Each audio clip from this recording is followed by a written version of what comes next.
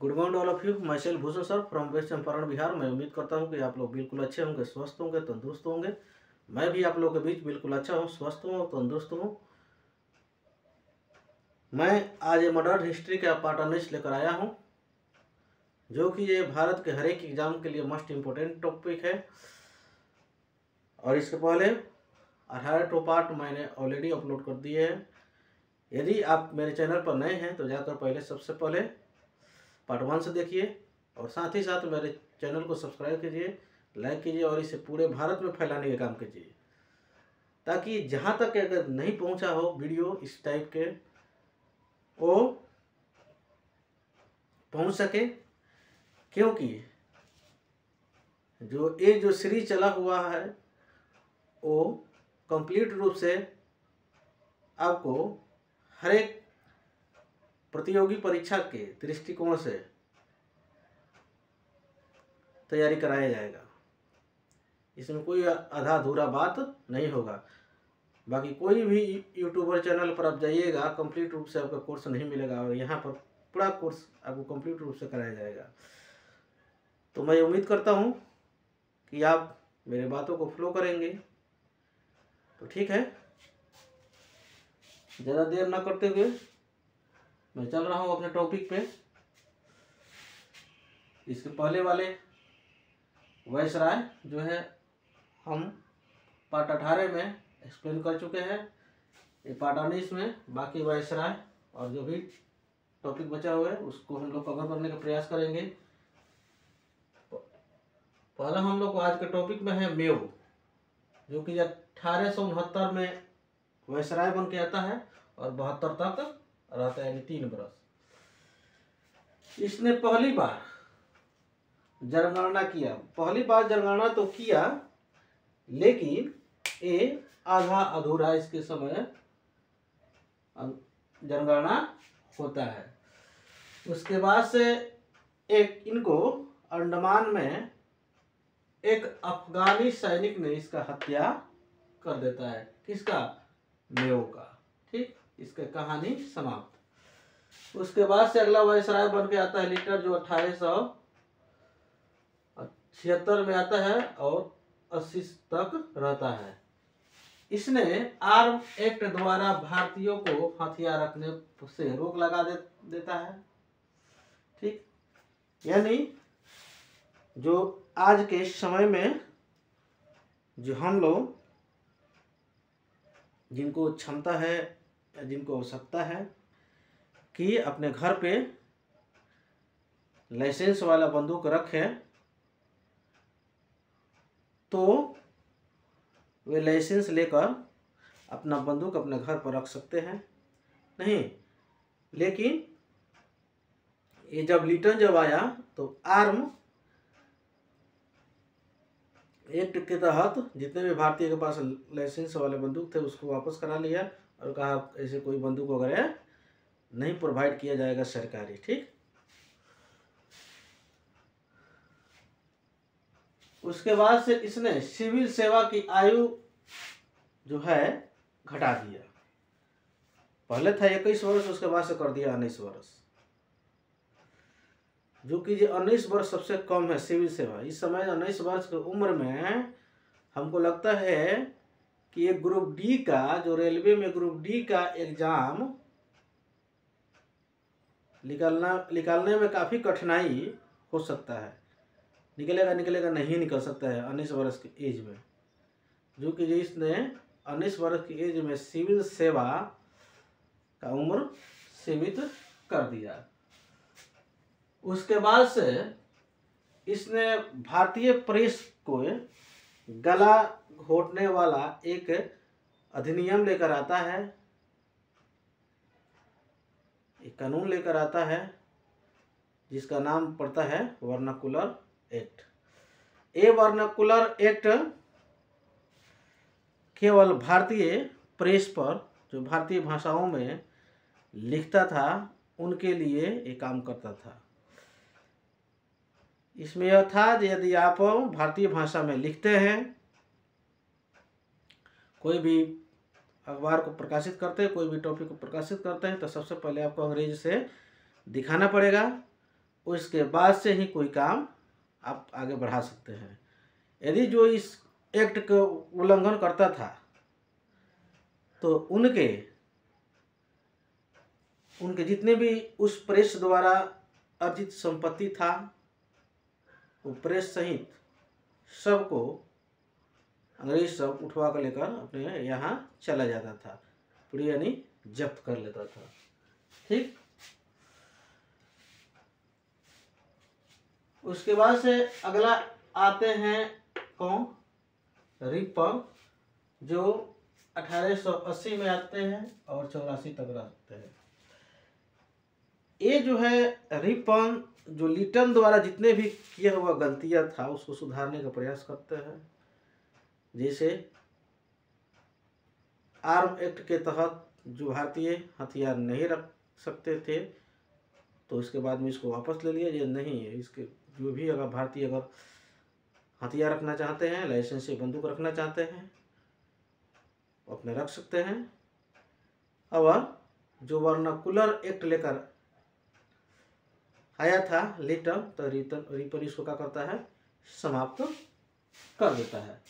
अगला जो है जो लिटन, जो 19 वर्ष का जो एज था सिविल सेवा का, उसने 19 से फिर से 21 से घटाकर 19 किया था, तो फिर 19 से बढ़ाकर 21 वर्ष कर देता है। ठीक, रिपन के समय पूर्ण जनगणना होता है, वर्नाकुलर एक्ट हट जाता है। ठीक, आर्म एक्ट हट जाता है, पूर्ण रूप से जनगणना होता है। ठीक, ये शिक्षा के लिए हंटर आयोग का गठन करता है। ठीक, कौन, रिपन। उसके बाद में इसके समय इल्बर्ट बिल पारित हुआ, जिसके तहत भारतीय जज अंग्रेजों को सजा सुना सकता था। लेकिन अंग्रेज सब इस का काफी विरोध किया, इल्बर्ट बिल का काफी विरोध किया, जिसे श्वेत क्रांति के नाम से जाना जाता है। और बाद में इतना ज़्यादा इसका विरोध किया सब कि रिपन को इल्बर्ट बिल को वापस लेना पड़ा। ठीक,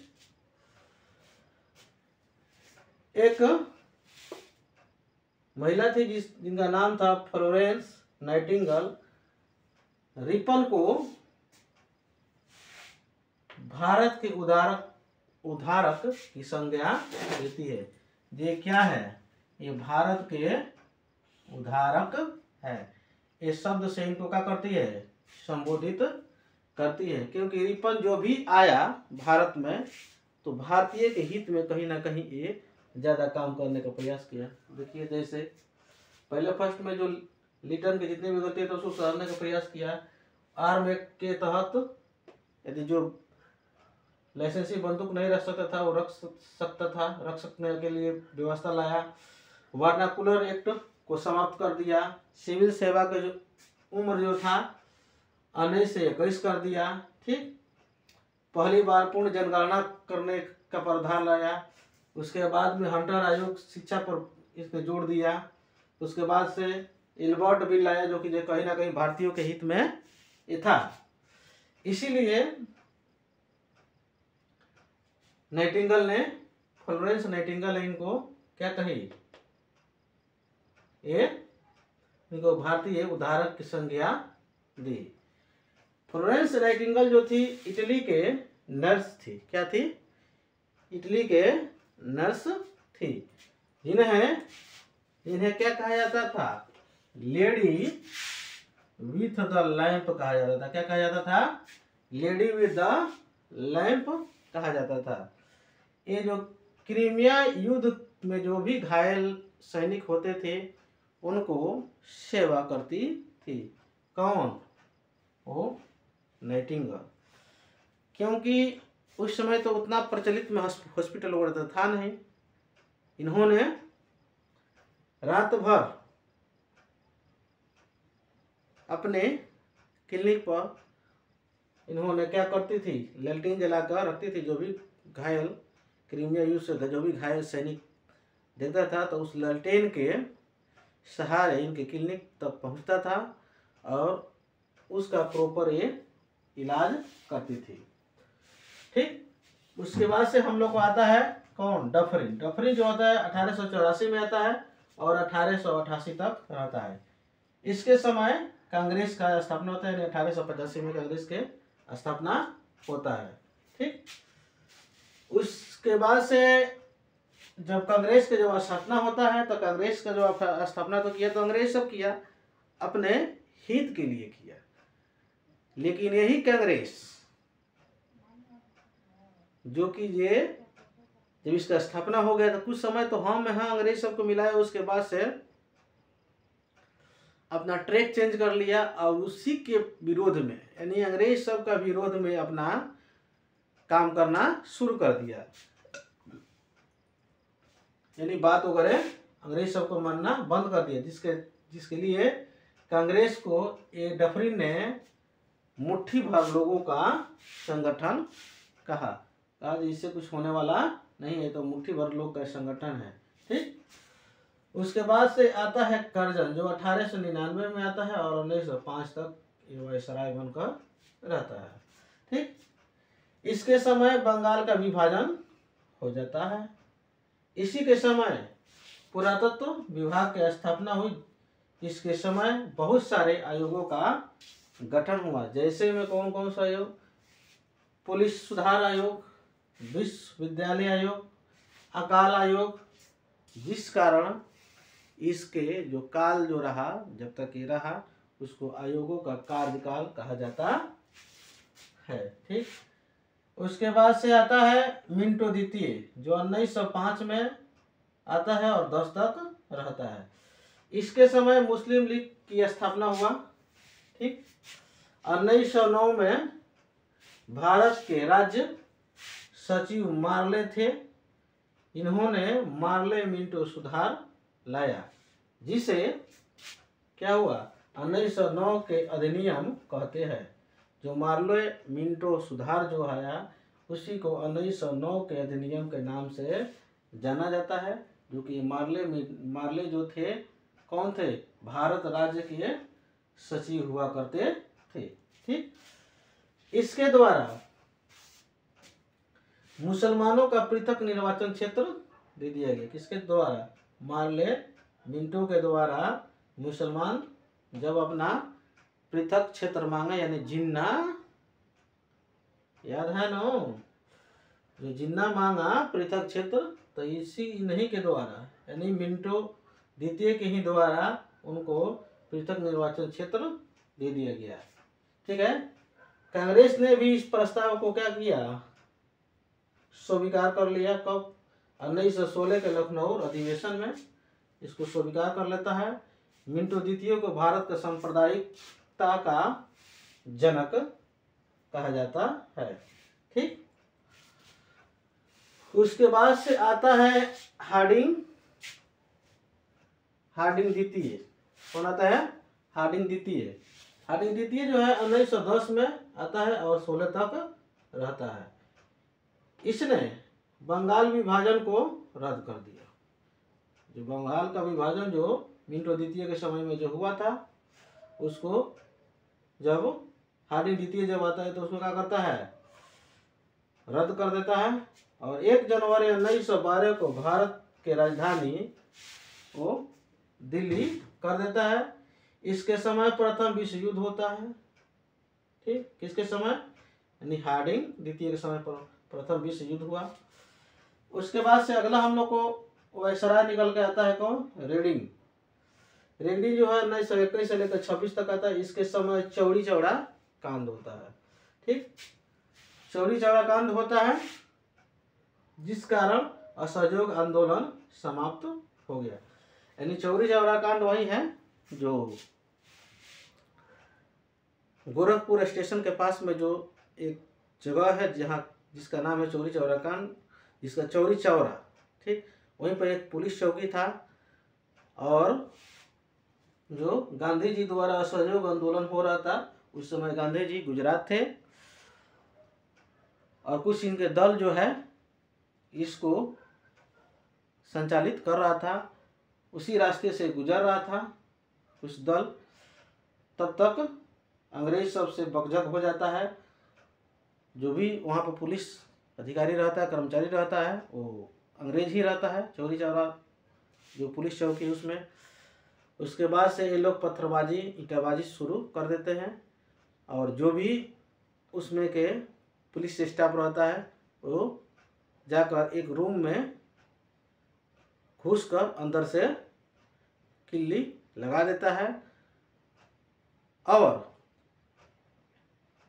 लोगों ने असहयोग आंदोलन में जो भी लोग भाग लिए थे, जो उस रास्ते से गुजर रहे थे, जो उसमें शामिल थे, उसमें से कुछ लोग गए और मिट्टी के तेल लेकर आते हैं, यानी केरोसिन तेल लेकर आते हैं और लाकर डीजल वगैरह लाकर उस पुलिस चौकी पर पूरा छिड़काव कर देते हैं। उसके बाद में उसमें आग लगा देते हैं, जिसमें 20 ठो पुलिसकर्मी का जिंदा ये लोग आग लगा देते हैं और वो सब जलकर मर जाता है, जिसमें काफ़ी ये भव्य रूप ले लेता है ये असहयोग आंदोलन। जब गांधी जी को ये पता चलता है तो गांधी जी बिना किसी भारतीय से राय लिए हुए, बिना किसी से पूछे हुए असहयोग आंदोलन को ये समाप्त कर देते हैं। इस घटना से गांधी जी काफ़ी दुखित होते हैं, क्योंकि गांधी जी जो थे कैसे थे, वो अहिंसक थे, क्योंकि ये जो काम हुआ ये हिंसक हुआ था, इनके दृष्टि में अच्छा नहीं हुआ था ये, क्योंकि गांधी जी दूसरे में नरम दल के आदमी थे, क्योंकि एक गर्म दल के काम हो चुका था। ठीक है, इसीलिए गांधी जी ने असहयोग आंदोलन को बिना किसी अन्य भारतीय नेता से पूछे हुए इसको बंद कर देते हैं, समाप्त कर देते हैं, जिसमें भारत के पूरे लोग गांधी जी को विरोध करते हैं कि यदि इनको जब भी आंदोलन करना होता है तो हम सब से पूछ कर करते हैं, हम सबके सहयोग लेते हैं, और आंदोलन जब समाप्त करना होता है तो किसी से पूछते नहीं। इसमें बहुत से सारे लोग हैं जो कहते हैं कि यदि कश्मीर में किसी गांव के द्वारा